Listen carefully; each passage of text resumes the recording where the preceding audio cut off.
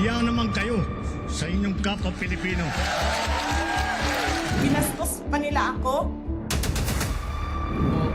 What is the law and what Pakinggan ng proceeds of the illegal drug trade ng Duterte. You're a law enforcement, the highest law enforcement official being head of PNP. Yeah. Now you're hiding this scoundrel, this fugitive. Hello po sa inyo lahat. Salamat po sa walang sawang support sa ating YouTube channel. Again, this is a recorded video po natin today. Yung isang press conference po na ginanap na kung saan po nagpaliwanag po si Senator Amy Marcos about dito sa maleta issue. Umano ito mga ex-marine ay nagdala ng mga maleta dito sa mga government officials at hanggang doon sa residence ng ating Presidente Bongbong Marcos. Dito natin, pag-uusapan po natin, nagagamit ba yung political strategy against the government, against the ICC proceedings, and does this benefit to the Vice President's presidential aspiration dito sa 2028 election? Before we start, guys, don't forget to share, like, and subscribe sa ating YouTube channel. And then also, don't forget po, if you have your phone, use your phone to scan the QR code na makikita nyo po later. Masusubaybayan nyo po kami sa iba't ibang social media platform na meron po ang Philcast. Without further ado po, please welcome po one of the vloggers and resident Philcaster, I would say. Nagbibigay po ng kanyang opinion about sa mga current political issue. Please welcome Events Horizon Vlogs. Hello. Hello! And before we start, Sir Events, please introduce yourself sa ating mga listeners. Okay, ako po si Events Horizon Vlogs or another name is for Arvin G Vlogs with you. Based in Qatar po. Yan, yun lang po. Ah, And also good morning po alright. dyan po. Good morning po And sa Qatar. also, sa mga nanonood po ngayon, I just want to repeat, this is recorded video. So kung nanonood po kayo right now, kung may mga comments, may question po kayo kay Sir Events Horizon, just put it on the comments down below at itatry po natin sagutin yan all throughout the day. So today, pag-usapan natin, ito yung mga ex-marine maleta scandal. And dahil tumiming ito dito sa day 2, if I'm not mistaken, no ICC trial, dito sa The Hague for the former President Duterte proceedings. Yes, day 2. So, dito natin pag-usapan po natin, nagagamit ba dito yung political warfare against the government, against the people that criticizes the Dutertes to their advantage, to the VP's aspiration for presidency sa darating na election? Ito ba ay isang political planning na matagal na nilang pinaplano kasi everything is on plan eh. Ngayon, pag-uusapan po natin. Starting from the basic, Sir Events, anong tingin nyo in the whole orchestra ng issue na to, nung pumutok ito sa ating bansa? Sa akin kasi kung napapansin nyo, timing, anong purpose yan, ba't nila pinilabas yan? Una ka, Mhm. sinasabi nila, ako niniwala rin ako, analyst nila sabi nila. Di ba sa Club Pilipino, kinalap yung Press conference. wala daw yung yung EDSA 1. Ano yung EDSA, di ba? People power. Number 2, yan kasi parang out to discredit din ICC. Di ba? Kung napansin niyo, di ba? Yung pinagsasabi ni Kaufman do, di ba? Kung Mhm. yung ICC, di ba? Dito naman yan, out to discredit yan. Dahil kasi ang ginagawa nila kasi diyan kasi, di ba? Yung they want to shift the focus ng people from ICC to here. What's happening now, yung sino maging pinaka-benefactor nito ay magbe-benefit. Yun. Siyempre, si Sara Duterte. And they create so much political noise and many people, kinagat nila yung noise na yan at nag-ingay din at nagalit at nagkaroon ng perceived na critical mass para to start a revolution. Sino mag-ano? Si Sara. Si Sara naman ang punot dulo. Yan. Yun ang benefit po. Sino-sino ba yung mga players? 'Di ba? Yung main players Tama. pa, sino yun? Sabi dun si Mike Defensor, nandun din yung iba mga ano, at mainly sige tingin po natin po yun, sino ba nag-cover din. Hindi kasi pinapasundan ng mainstream media, eh. Dalawa lang yung media dun, Net25 daw tsaka SMNI. Sino ba si SMNI? Sino ba si Net25? Ano ba stand nila? Saan sila yung grupo naman na mainly mga vloggers lang na nag-cover nun. Kaya talagang pinagbe-benefit niyan si So parang lumalagay it's some sort of political strategy plus the timing. Kasi nangyari siya the day after ng EDSA Revolution event. What I remember, I think yun day one. Pero I remember nag-EDSA Revolution, then the day after dito lumabas 'tong mga 'to sa Club Filipino. Well, correct me if I'm wrong. Nahihilo 25, eh. 25 yung ano, eh, yung EDSA, eh. EDSA day. Before EDSA celebration. 24 Before ba ng sila 14. lumabas? O parang ganun, eh. Teka, tingnan natin sa ano, yung timeline. Hmm, Check natin ha. Teka lang ha. I-ano natin, Check kay Google. while Par you're checking that, Sige. I think moving forward sa ating pinag-uusapan. Um, na lang ako dito sa timing 'no. Let's talk about the timing. Sir, ano po tingin niyo push kay Senator Amy Marcos to start a probe on this? Kasi there are a lot of questions sa mga kritiko ng mga ex-marine na 'to na how can you verify yung ebidensya na and how and then yung gaano ka-credible yung mga ex-marines? 24. So same ng EDSA? Before. Okay. So yun, okay, going back to sa kuwento ko. So, ano kaya tingin niyo po nag-trigger kay, Senator Amy Marcos to have a probe at, imbestigahan 'tong I think it's not a trigger. hmm, Kasi parang kung kasama siya sa master plan, parang kung granahe may nag-ano din sa kanya, parang may sabi, "O pagkatapos namin, ikaw sumunod." Hindi trigger, pinlano na before pa?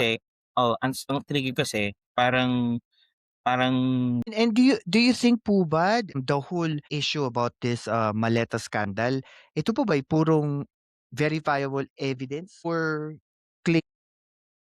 claims claims and allegations. Because una kasi tignan natin, nagkaroon ng ano, after they came out, yung sabihin natin mga anak ni Gutesa, Mhm, offspring ni Gutesa, una nagsimula kay Gutesa, then mhm. pagkatapos 12 na sila. Ano po yun, sabi daw mga ex-marine sila, sabi daw hindi daw marine, mainly daw yung karamihan daw dun is lahat daw dishonorably discharged or meron pong kaso, mga awol. Ibig sabihin hindi sila parang ano, sir May sa question ako ang diyan, sir. sige po sir. Yun sa dishonorable, Hmm, discharge, do you think na isa yun na malaking, sabihin nating crack dito sa, um, pagiging viable, sabihin na nating mga witness to this scandal kung sila ay dishonorably charged? Bakit po? They're not coming off clean hands. Mhm, mhm, kung marami siyang alam, ikaw ang isang magaling na na isang ano, yung maraming alam po, yun ano, ang daming ano, ang daming ika nga nakita natin, nagsasalita yun walang masabi, parang hirap silang sabihin yung ano nila. mhm. Ibalik kay microphone kay Baligod. Pangalawa, same script. Ang tanong diyan, 'pag oras ito imbestigahan na ng ano, ng ombudsman o ng nararapat na authority, magpapakita ba 'yan o baka mag-aligutek? Please take note po, popirmahan hindi po nakanotaryo yung affidavit. Yun ang narinig ko rin sa balita niyan, maliban lang kung i-correct niyo ako sa mga comment box, sa mga chat box po. And Sabi then hindi raw affidavit do, yes, hindi raw and going back nakanotaryo. to these evidences saka mga documents na sinasabi niyo po, another question is, do we need to use the Senate to investigate this issue knowing that the documents that they have It's are unverified? Pero agree pa rin kayo kung dadalhin to for investigation sa Senate? hindi, wala na kasi, naano lang kasi yan, eh, na ano na, eh, nasabi ni Imee. Pero mas maganda sana ako may tiwala ako as of now sa Kongreso. Dahil do'n Especially medyo kasi ano, 'di ba? Political kasi yan, connected na naman sa ang dami at kasing saka ano, eh, parang they're trying to hit two birds with one stone, ika nga. Yung mm, ICC kaya nangyari kay Digong, siyempre yung upcoming impeachment ni Sara. As of now, sa unang araw yata, March 2, that's Monday, mhm. this coming Monday. This coming Monday. Yes, yung kanyang impeachment. Yeah, correct, correct. Yes, and, another question po, kasi 'di ba ang dami ng bumabanat sa Presidente Marcos, 'di ba? Anything, lahat puwede na ibato sa kanya magmula nung nag-umpisa siya. I think my next question to you is, ano po ba tingin ninyo, on your opinion, puwedeng maging standard of proof kapagka may aligasyon sa presidente bago ito masapubliko? Sandra proof, ang tanong may proof, meron bang talagang magliling sa kanya? Sinasabi nga, ang inaano dun kasi, did the president benefited from what's happening? Una, yung nangyari sa flood control, nag-benefit ba ang pangulo dun? Pangalawa, kahit naman gagawin ni PBBM yun na manunuhol siya. Hmm. Sabi din nila sinunod daw through Trillanes. Siya naging bisnay daw, binayaran daw nito ng $2 million. Galit si Trillanes din. Bibigyan siya yes, oo. Bibigyan nila. Bibigyan nga ni Trillanes ng sakit ng ulo. Sila ngayon. Yeah, and nakakatawa pa the way the story was foretold sa public is para bang totoo. Walang bahid ng pagke-question doon sa sinabi nilang statement. Para bang lahat totoo, eh. Pero if we're going back to the evidence sa sinasabi ng mga ex-marine, sinasabi nila dito that there were alleged cash delivery na umabot ng 805 billion pesos. I think Mm, my next question to you is, logistically, financially, hmm, hindi, hindi. Parang ang daming butas din. Ang kasi hindi sabi ng puwede ma-wire transfer. A-unlock yes, 'yan. Maliban na lang kung maraming truck, armor truck, bibitbitin mo sa bangko papunta ng correct.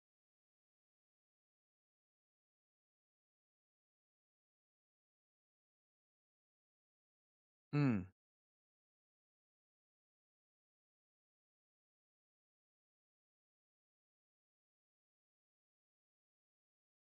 Kumbaga hindi siya practical, hindi ang siya dami. practical alam mo, boss, remember Sige po.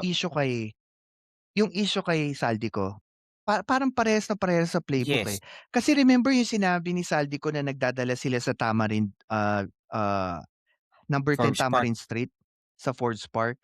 'Pag ganyan na ganyan din, may pera, ganitong amount, sinend through Hmm, armored truck, tapos sinend daw going to, the president through Speaker Romualdez. Parang parehas yung playbook. And then may dinagdag pa silang twist dito sa kwento na, gumamit daw ng helicopter tsaka airplane oh, para daw ipadala itong mga pera na 'to. Kung totoo yun, bakit sa tingin niyo po hindi inilabas yoong verified and secured documentation and tracking evidence kung may nagamit mang helicopter at eroplano noong panahon nag-press con sila? malamang sasabihin nila diyan, eh, ano, top secret o kunwari secret operation namin. Yan ang sinasabi, Marines kami, top secret yan. Puwede rin yun.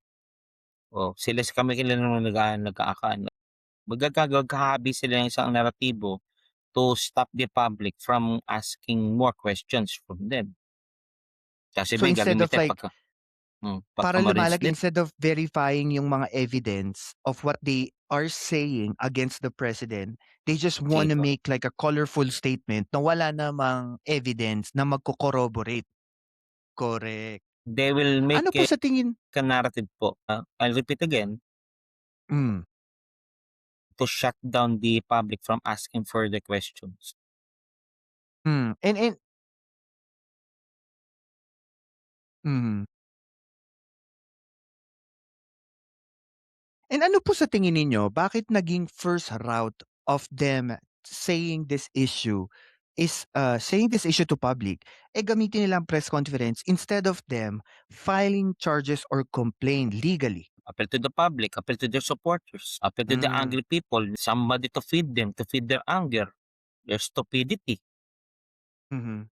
Sad to say, sir, I repeat again, their stupidity. Somebody should feed their stupidity. Yun ang ano yan. Pero mahirap din kasi paniwalaan kasi unang-una, even kasi parang, if I'm not mistaken with like today na nire-record po natin itong video na to, correct me if I'm wrong, may narinig po akong kwento na parang nag-retract si attorney Baligod, yan, Levito Baligod, doon sa sinabi niya na parang may involvement, parang binigyan nila yung ICC or yung mga investigator para nag-retract sila na hindi pala, parang hindi yung totoo, hindi yung kasama sa dokumento nila, 'di ba? Yes. At saka ang nakakatawa pa 'no, meron kasing anggulo na sinasabi, yung timing, Parang sinasabi Tipo, po kasi ng mga kritiko, tiniming 'to dito sa procedure ni former president sa ICC. I think, kung makikita mo yung timeline, do you think po this press conference nung issue na 'to sa scandal ng mga maleta, tiniming para i-question ng legitimacy ng ICC proceeding against the former president? yan, ang pinaka-latest po doon, may nagsabi ng isang kilala natin ding sorry to become echo chamber na, sabi ng isang vlogger din doon, kilala natin, hindi ko na sasabihin, but kilala naman kasi yan na sinasabi, they are out to create a mistrial kay Digong. They're trying to create a mistrial. I think narinig mo na yun kung sino man dahil yun ang narinig ko rin. Kaya sorry to become an echo chamber now. Kasi parang lumalagay na everything was Parang unfair kasi inulit ko na. nabayaran. Parang inulit ko na yung sinabi niya. They're trying to make it mistrial. Yes. Yeah. Manda sila sa ICC. Oh. Ngayon, ang pinaka-latest ngayon, pepasyagin mo na, nakidabasa ko yata si Billionaire Chani yata. Ni Basti yata, susugurin niya yung ICC.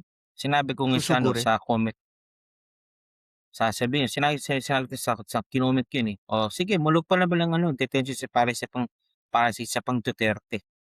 Kung gawin, mulog pa naman yung yung kulungan. Pwede pang mag-house sa pang Duterte. Ano kasi sila no? Overrated Minsan extreme magsalita tas hindi naman nila ginagawa, I'm 'di ba? I'm reading your articles also Yung they're now already on the verge of, I think already entered there, is called the cultic. Halos parang kulto na. Kulto. Totoo. Nabasa ko kasi yung isang sa mga post mo I agree to that one It's almost cultic. Kulto na. Kasi sir, lumalagay na sa punto, sinasamba na nila si Duterte. Kulang na lang ideklarang santo si Duterte. Santo ng Santo ng mga DDS. Ang santo kasi, bro, alam mo, pag sasabi, you'll become a patron of something. One good example, di ba? Sino ba itong kilalang santo? Si Pedro Calungsod. Kumbaga meron siya sinisimbolize kung bakit siya naging santo. Manila Cathedral? Yes, wag yun sa Baste hindi.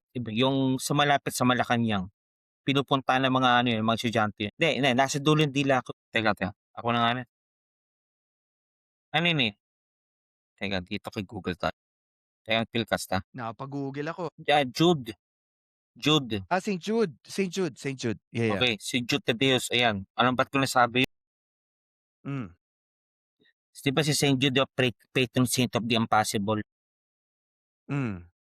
Ba't ko nasabi rin yun? Dahil kasi before I take up my board exam, niyaya ako magsimba doon.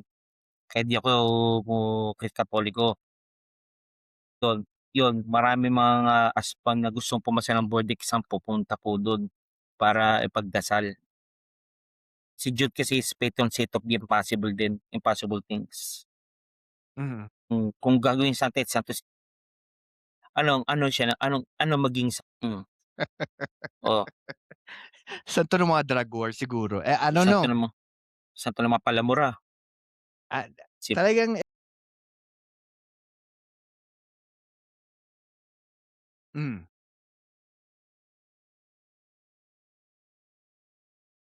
totoo.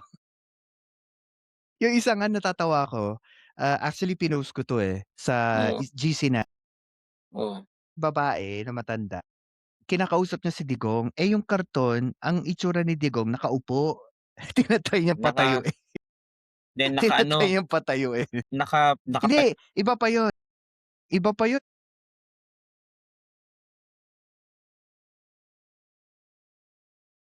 ano yun, hindi sa ano yun, sa ano yun, sa ano yun, sa biblical yun.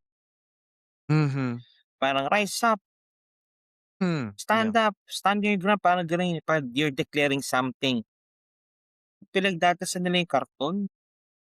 Hmm, Parang nakakatawa, yung hindi naman nakakatawa pero it's for me alarming already. nakaka tsaka Kawawa na lang sa nakakabahala luhi. yun. Yun nga, nakakabahala. Nakakabahala po yun kasi paano kung ma-convict si Digong? Anong gagawin naman? Yun nga. Ito isa pa yan, ito pa may ano, ang likelihood din kasi to be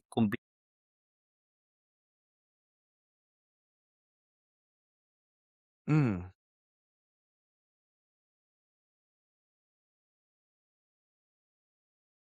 totoo. yata if I read the article, parang pinipilit nila yung sinasabi niya parang pinaglalayo niya yung salita ni Digong sa nangyayari sa drug war. Hmm, Parang they're trying yung pipilitin niya yung words ni Digong hindi puwedeng parang hindi siya related sa drug war, sa in short, nangyari. susunod Sa natin mga live podcast, pero parang ang punto kasi is there is no connection. Sa salitang sinabi ni Digong sa pagkamatay kunwari ni, Kian, sino ba 'to yung Ian. Hindi sinabi ni Digong na patayin si Ian, ang problema lang dun sa second part nung count of complaint nila, andoon yung drug list mm, ng mga kill. oo. Even if pinaliwanag kasi ni Attorney Conti yan, yung first Hmm, and third complaint, yes, walang direct na sinabi si Digong na papatayin yung ganitong pangalan, pero mag-a-against siya doon sa second count which is yung drug list na pinatunayan mismo na malalapit kay Pangulong please kaya take note, yeah, please nag-aano siya. take note po, Digong is not only an ordinary citizen, siya po naging pangulo Hmm, pa ng Pilipinas. correct. Sometimes the words po will become somewhat to be confused as command. One good example, Sereno, former Chief Justice Sereno, 12 years it's not enough. It's too much for an incompetent person for you. Paki-ano lang yung ating salita, yung ano, yung nare-recall ko. What comes Mhm, after? Ito si Manalo Guevara, nag-file po ng co-warrant 'to laban kay Sereno, which is anong nangyari, pinatos din ng mga kapwa justices ni Sereno kasi si Sereno na-ousted, na-oust si mhm, Sereno. It's yung the very words holds weight. The very words holds like a indirect command to somebody. Kaya sinabi nga ni Digong, "Sige, patayin niyo, ganito, ako bahala sa inyo. You'll not be charged." Ang isa huli kong narinig ko dun kung naalala niyo, nandiyan naman puwede ko bigyan kayo ng executive pardon, pa-pardon ko naman kayo. Ang tanong diyan yes, 'pag ginawa yun, dapat convicted ka na at ang pangulo bahalang mag-pardon sa'yo. yes, um I think sa mga susunod natin na mga podcast pagbibigyan natin ng tuon ito kasi marami kasi mga detailed information na sinabi ang, depensa. Hmm, Yoong counsel ng special counsel to the ICC ng mga EJK victims at iba pa yung sa prosecutor na pag-uusapan natin sa mga susunod na live. Yan, kaya tune in. And then sige. going back dito sa topic natin, tingin niyo po ba na-sway ang publiko sa paglabas nitong mga ex-marine to the ICC hearings? Hindi. Iba nga dun galit, eh. Iba nga dun kino-contest sila, eh. Check the check the each post po. Walang Mhm. kumakasyon. And Iba and dun yes, thi iba na yeah. Mhm.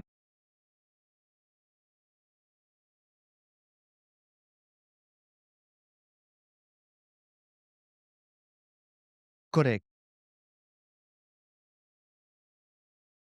Tingin niyo po ba, sir, this orchestra na ginagawa nitong mga ex-marine na 'to, is this a part of a bigger demolition job towards the president? And ano po Yes. sa tingin ninyo, if it is, ano sa tingin Sits Mhm. to give the throne to Sarah, to the palace to Sarah. Maraming nakatapo dito, Sir Philcast, eh. Una, yung sino-sino ba mga players? Sino ba si Chavit? Alam ko meron Mhm. siyang kaso yatang kinakarap na ngayon sa lugar din. May nagkablala sa kanya. Pangalawa, ano ba si Chavit din? Siyempre, hindi siya pinagbigyan ni PBBM kaya nagtatampo yung matanda. Kaya talagang many value, many wants to benefit. Ano bang SMNI? Although 'di ba wala silang lisensya, 'di ba kanila kanilang lisensya ng Kongreso, pero ano ba yung ibang mga players po? Yun ang tignan din natin diyan. Ano ba yung 18 Marines ngayon, ba't sila lumabas? Baka kinakailangan nila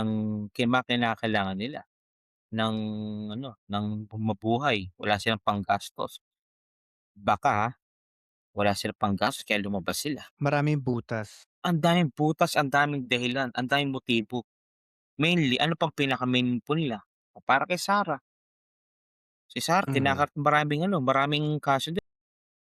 Oh, 'pag si Sarah naupo sa Malacanang purado. Mhm.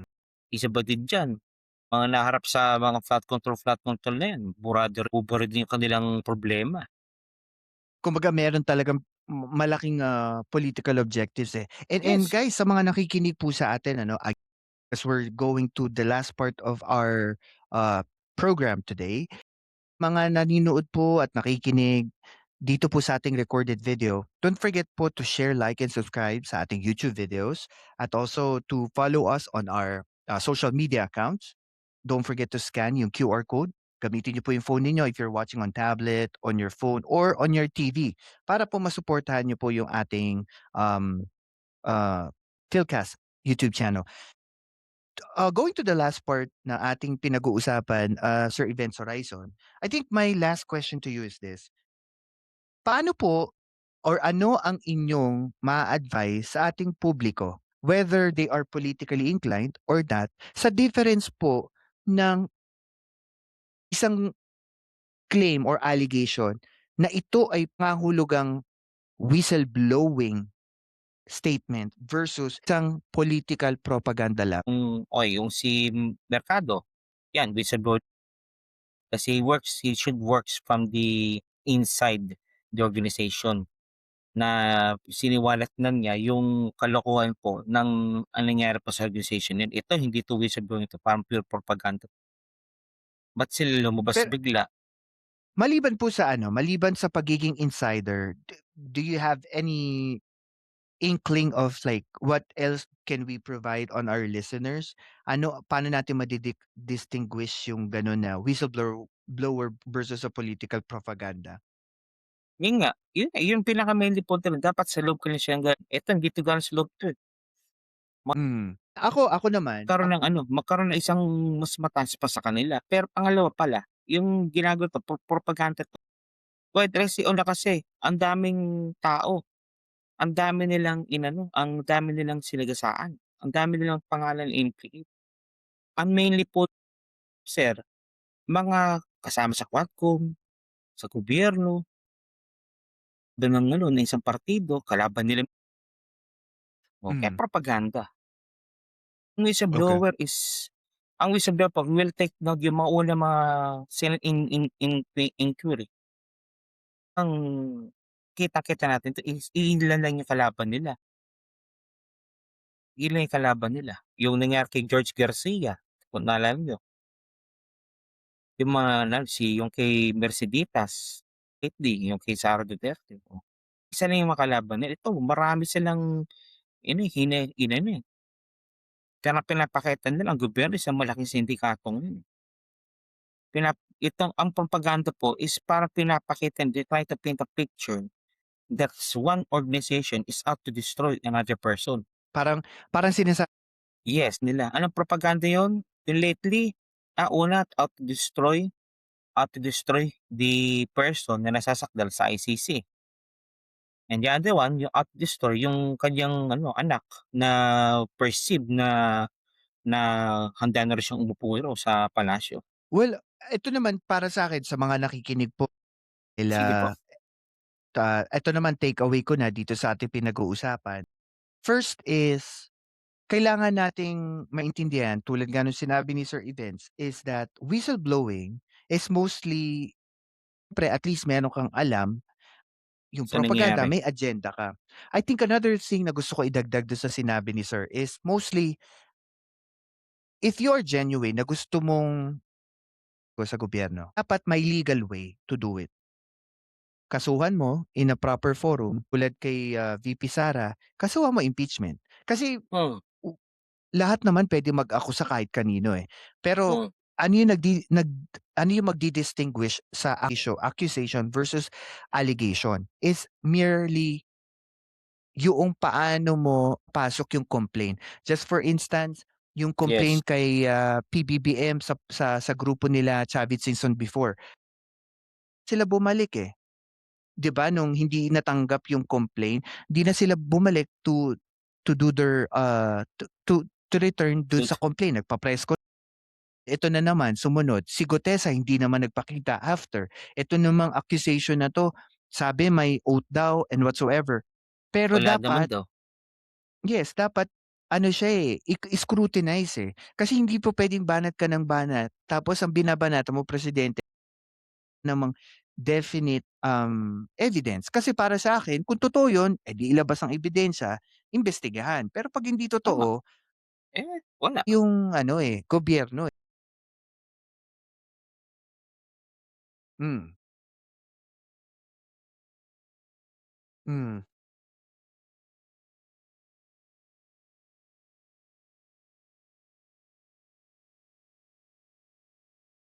Well, dapat gawin.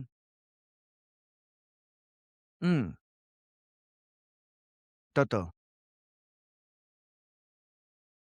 Ito, kung haharap sila sa Yeah. And I think, closing this podcast natin, I think what we need to understand is, ang labanan kasi dito, hindi lang yung usapang legal at saka political eh. I think the main essence ng pinag-uusapan natin dito is yung word na allegation. Ano bang Yes. allegation?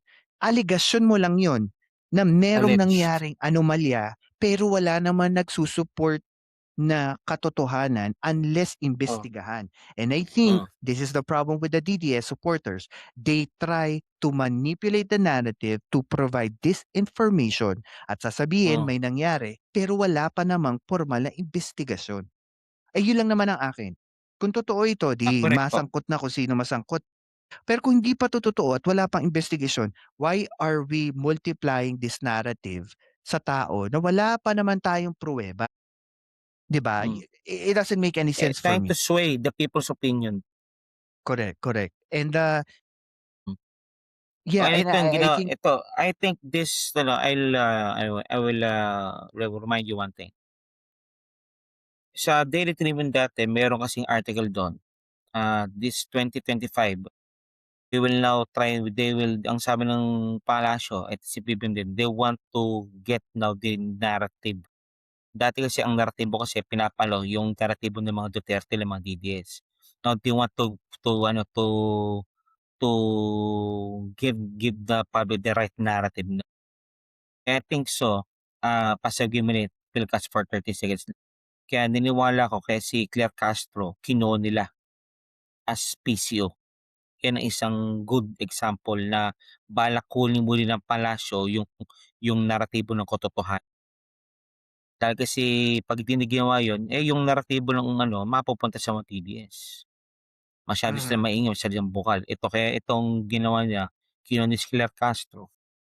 'Di ba nangyari? 'Di ba may sinisira na si Claire Castro. Dahil hirap silang yung magandang naging mouthpiece si Claire Castro ng palasyo ng Malacanang. Kaya hirap sila ngayon i-debunk, nade-debunk tuloy yung naratibo nila, Yeah. 'di ba? Yung huli, nung sinabi ni Sara Duterte tumakbo siya, 'di ba? Yung sumunod na si Claire Castro, sinulog siya dun, nagpakita ng maraming articles about sa kanyang ama. Mm. Oh, kaya hirap, kaya binabalik ng Malacanang yung niras ng Malacanang Palasyo na balak kunin muli na balak agawin ng DDS, sa palasyo para i-paint nila, i-portray na naman ang gobyerno natin walang kuwenta. Yan ang napapansin ko. Kaya they're just continuing, they continue. I think at the end of the day, it's just a mere fact of, us being skeptic sa mga nadidinig Yes, natin. Kasi the more na sabi nga nung kasabihan na, if it's too good to be true, usually it's not. It's not. not true. Mm. Mga ganong kasabihan. Sa mga nakikinig sa atin ngayon, nasa sa inyo na po yan. How do you decide or think about the situation? Sa amin dito, it's better to investigate kung merong ganong akusasyon. Kasi at least you justify the facts, evidence mo kung talagang may nangyari o hindi. Kasi kung wala talaga nangyari, kung ako we need to to file charges and cases to the highest extent of the law. Kasi hindi to biro. Hindi na Kapag inakusahan mo ang presidente, hindi na ito hindi maganda. dapat ganun. Ayun, ba't kasi hindi po ito maganda? Una because of their stupidity, or let's say, stupidity talaga. Ang gobyerno set ay de-devote ng gobyerno atensyon sa mga pressing issues, health, Mm. infrastructure, et cetera, na dapat gawin po ng gobyerno sa taong bayan. Nagkakaroon pa ng yung ibang energy, nila, i-de-devote pa nila dito sa mga taong 'to. Kaya maraming nagsasabi it's high time yata to put a stop into this. Kung nagiging yata yung magpapa-press con ka, then magpapaano ka, dapat magkaroon ng mga batas na rito. Which I will say, maganda masample na sila kumbaga. I think the government I think they must sign up for it to become a good, or masyadong mabait na yata or lenient. Dapat yata parang oras na yata na sumuli ng magkaso na para masampulan sila na merong hangganan na sa lahat po ng kalokohan. Dapat talaga it's high time, sobra na, eh. Sobra na, parang pinipilitin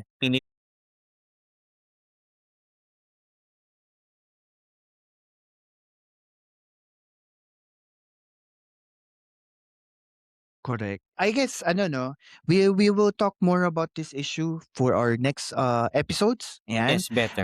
Yes. Sa lahat po ng mga may questions directly kay Sir Events Horizon, just put your comments down below and we will try to read it and answer your questions. So maraming Yes. salamat po sa walang sawang support sa inyo guys, and again, thank you and God bless po sa inyo lahat. Okay. Thank you po.